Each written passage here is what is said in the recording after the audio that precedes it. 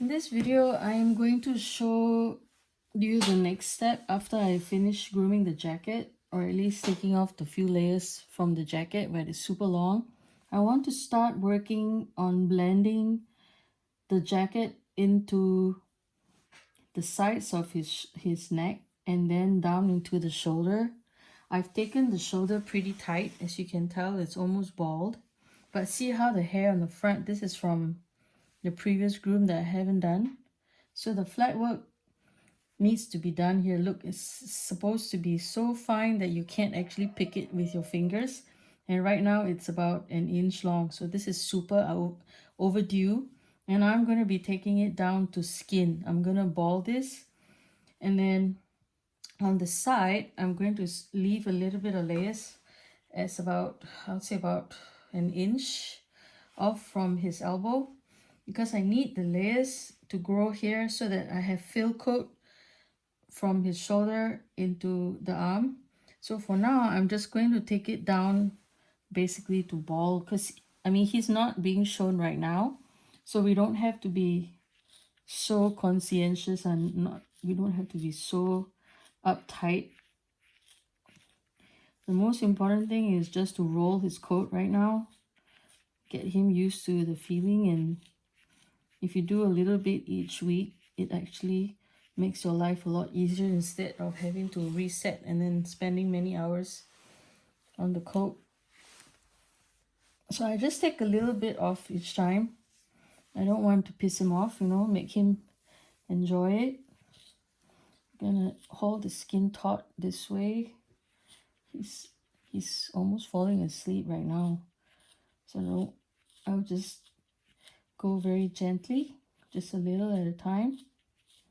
And right here, because of the direction of growth, it's growing this way. So I'll be pulling this way. But once I start working, depending on which angle the hair is growing, I'm going to be pulling with the grain. So if the hair from this side is growing this way, going up way, I'll be pulling this way. But since the hair here is coming down, I'm pulling it this way. Okay? So right now, I'm just following the grain, following the pattern this way. I wonder if you can see, or if this camera is blocking the view. I'm gonna try and move it a little bit. Maybe you can see a little better. See this coat right here? All of this needs to come off. So I'm just gonna pull. And if this was show and I had to pull him, I'd be working on this every single week without fail, so that the hairs wouldn't get that long. Right now it's way long.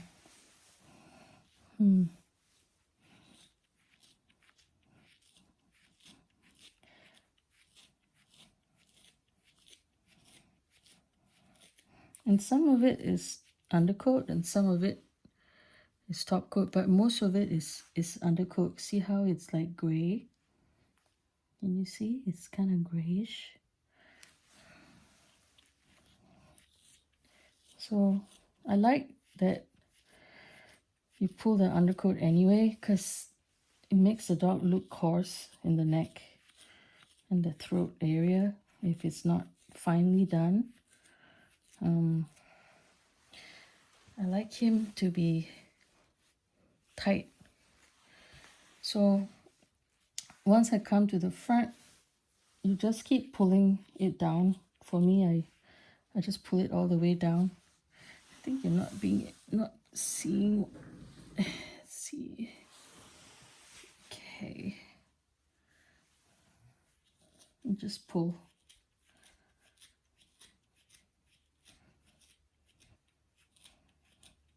In my left hand, I'm basically using my wrist and my arm, my forearm, to hold the skin taut as I can anyway. So if I'm working on this area, I'll work on making sure the skin here is fairly taut. Pull the hair.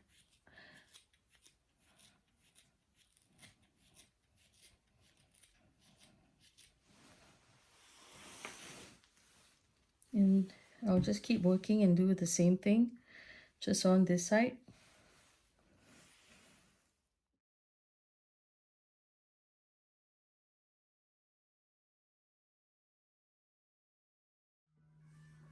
So so now I've done this section, pretty short. That's what I want to do. Just very, very bare little baby hairs. But right here, because it's the front flat work, I am basically going to bald him. I'm going to be pulling out as much as I can, just right down to bare skin. So I'm just going to pull.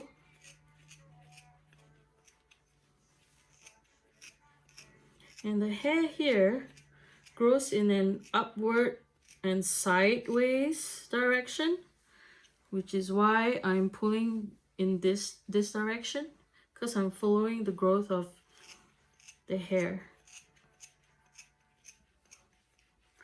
And I'm just holding the skin pretty taut like this with my other hand to make pulling a lot easier.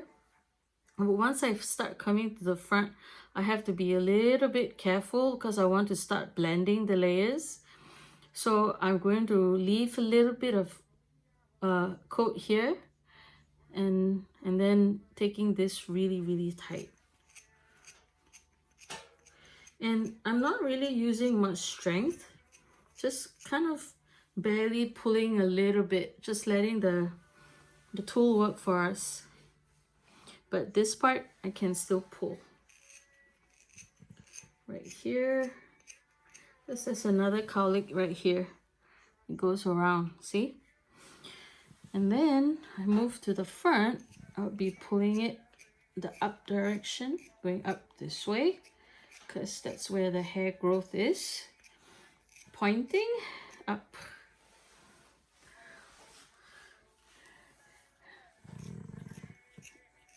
Yeah, it's starting to moan a little bit. Yeah. It's actually really fine hair right there because it's undercoat. And even the undercoat, you see the tips have color, but where the root is almost white. That's because the hair is dead and it's ready to come out. And then when I'm working this section, I just hold the dog's arm out and I use my forearm to keep the skin kind of taut. And I pull it in the opposite direction. I like this area very tight.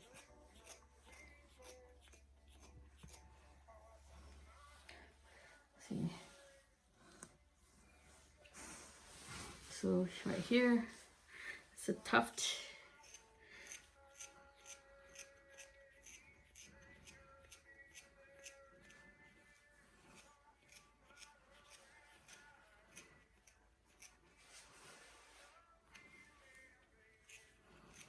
So I just move around the dog wherever I need to pull. So see, this section is much better now.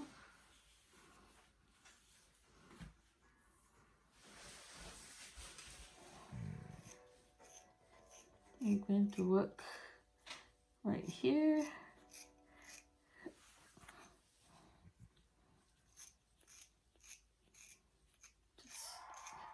Leaving some layers over this side so that I can blend a little bit later, and pulling the parts up and so that it's very tight. Yeah, there. And this stuff we can always pull later again when he's standing up. I'd rather be conservative and leave more and then pull more later than pull too much and then discover that I've created a hole. So I'm just gonna keep working this area now. The reason why I want to take it all the way bald him here is because all of this is just really soft undercoat and I want the hard coat to come in. So I don't really care for all this undercoat soft stuff, so I'm just gonna pull it all out. He's taking a nap now, my son. Yeah, hello Raja. Okay, lay down. No, lay down. Good boy. Okay. Okay, so I'm gonna start right here. And pull just a little bit.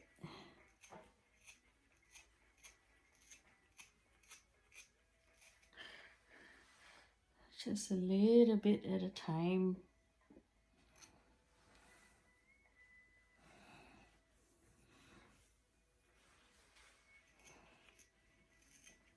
This tool is a bit too big. I'm getting a smaller one. Let's try this one.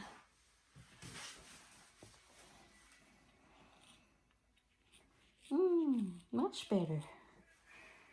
Much better.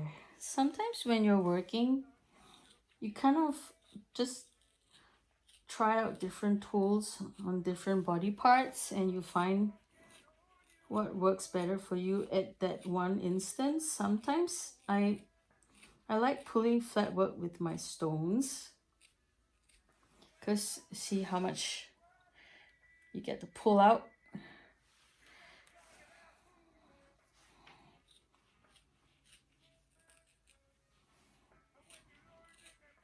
I'm just taking very little at a time. See, just really little at a time. And I wonder if you can actually see, this is where I have not stripped and this is where I've stripped. But see how there's actually layers underneath, you can tell. See? And I wonder if you guys can actually see the difference. See, this is stuff that I haven't pulled yet. I'm about to. But this is stuff that I've just pulled. And I'm going to keep pulling right here. So he's laying upside down right now. But see how there's already a layer underneath? But I'm still not content. It's still kind of long. So I'm just going to pull out that short layer out as well. So this is the stuff that's not pulled. See the difference? And then there's layers coming in, but I want it to be shorter. So I'm going to take this short, like bald. And after 2 weeks, the hair will come in again. You'll be wondering, why are you balding the dog? But balding the dog allows the fresh coat to come in, right? You get fresh, new top coat that comes in where the color is really nice. Yes, so that's how he looks right now when he's sitting upright. This is where we worked on earlier. And now today, this is what I'm working on. It's very, very fine, just like baby top coat and a little bit of undercoat. So from the front, let's see.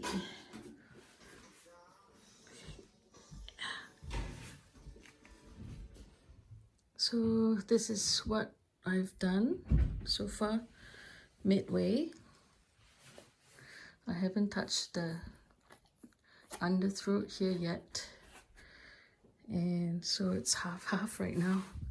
Sure looks like a strange dog. Takes a time, but I think it's worth it. All that hard work is worth it.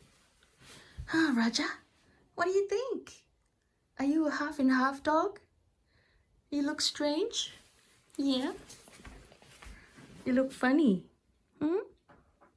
So I'm gonna work on the other half of him. So now I will just be working on his right side. All of this has to come off. All of this stuff. All this stuff is gonna come down. And then I'll show you when I'm done. Some of you are wondering how I would do his throat. So I have him laying on his side. I'm balding him. And then I just tilt his muzzle upward a little bit like this.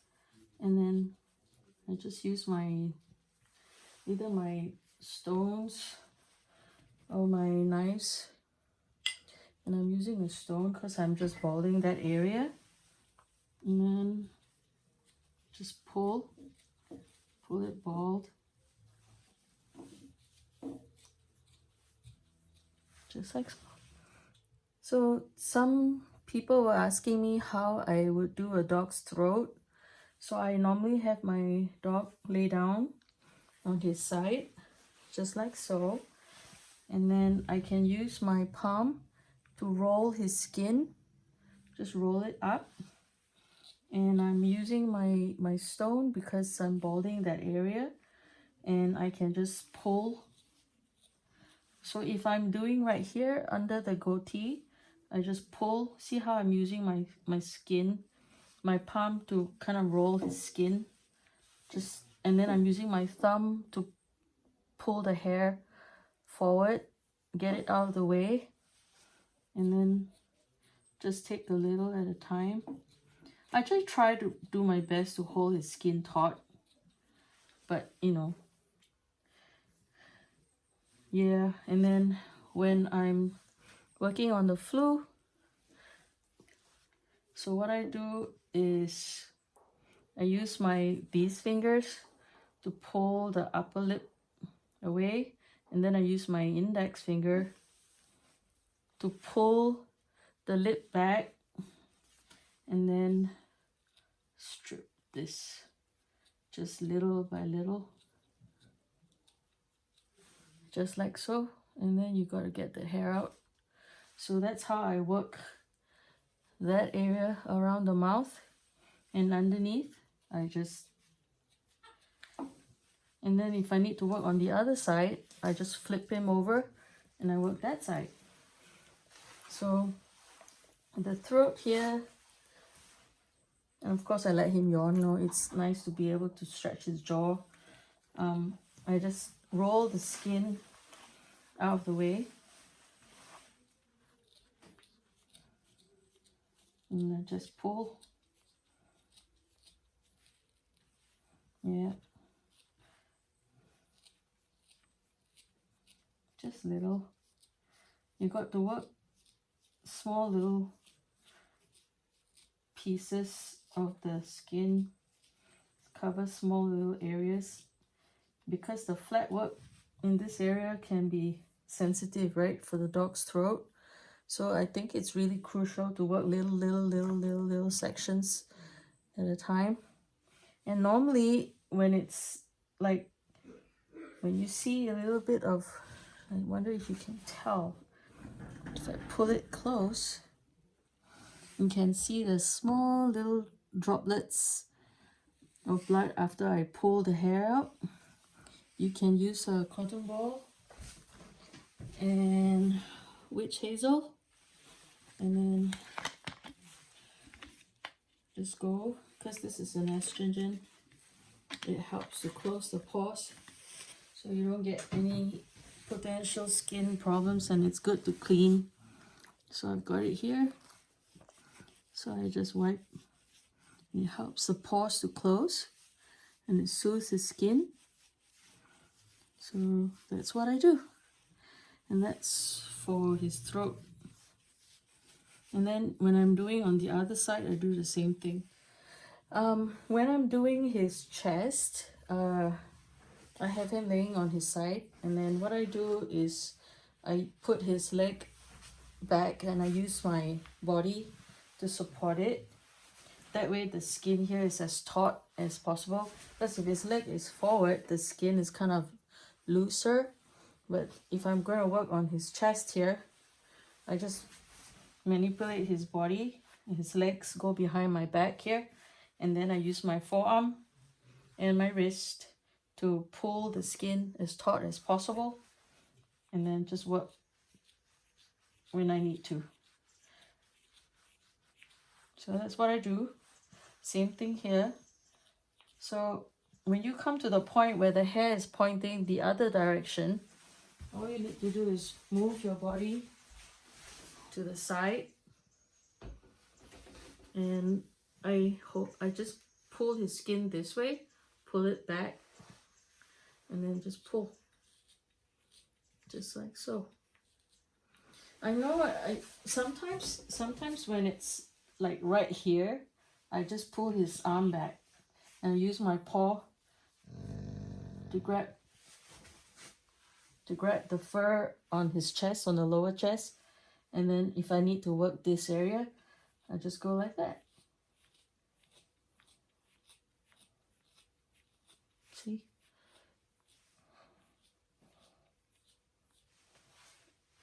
And in order to get him to tolerate that, I just give a lot of treats and let him run around in the day, get him tired, and then I can work a little bit better when he's calm. I just let him take a nap. Sometimes he just falls asleep. He's just so relaxed, and I just give him a lot of affection and kisses.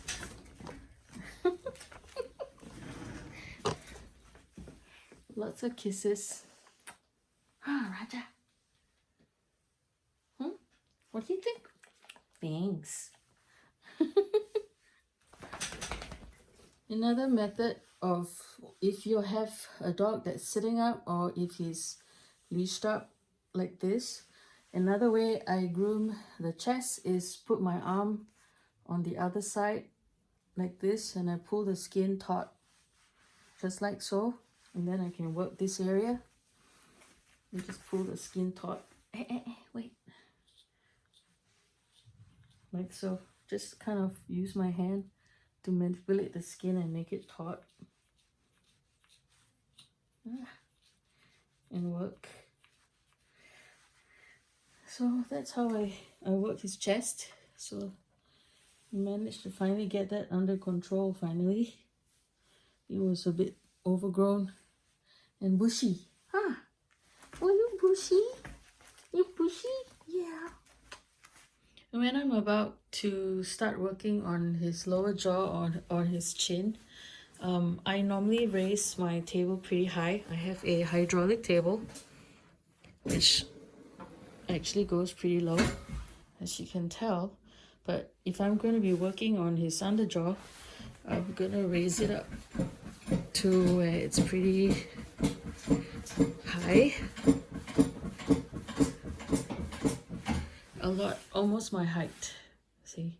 And that way, when I have to look under the chin, I just have to turn his head away, and for a short period of time. He doesn't have to look up like that. It actually has some discomfort for him if it's for a long period of time.